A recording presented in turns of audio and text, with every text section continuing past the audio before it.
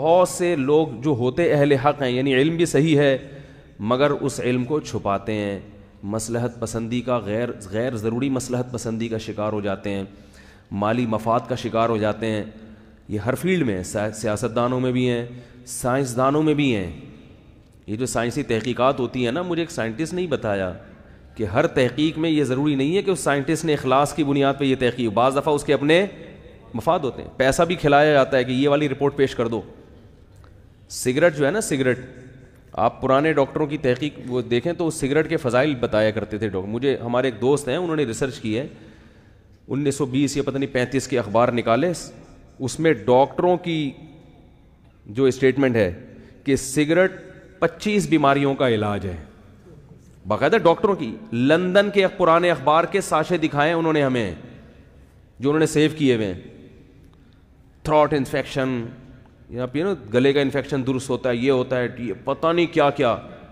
حالانکہ وہ ڈاکٹر تھے، لیکن وہ اشتہارات کیوں لگائے ڈاکٹروں نے؟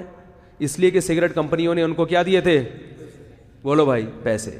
ایک دفعہ میں کسی ہوٹل پہ کھڑا تو ایک ڈاکٹر صاحب نے چائے کے فضائل پر نا ایک لگایا ہوا تھا پوسٹر، چائے دماغی طاقت کے لیے مفید ہے، کینسر کے لیے وغیرہ وغیرہ. یہ بھی بکواس ہے معذرت کے ساتھ.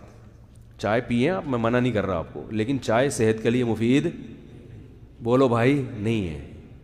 باقی وہ تو ہر چیز کچھ بھی کھائیں گے تو کچھ نہ کچھ تو ہوگا لیکن وہ کوئی پینے، کیفین ہے نا، کیفین، کوئی بھی چیز جو وقتی طور پر اسٹریس کو ختم کرے وہ کبھی بھی صحت کے لیے مفید نہیں ہو سکتی، کیونکہ وقتی چیز ہے نا، اس کے بعد پہلے سے بھی زیادہ ڈاؤن ہو جائیں گے آپ.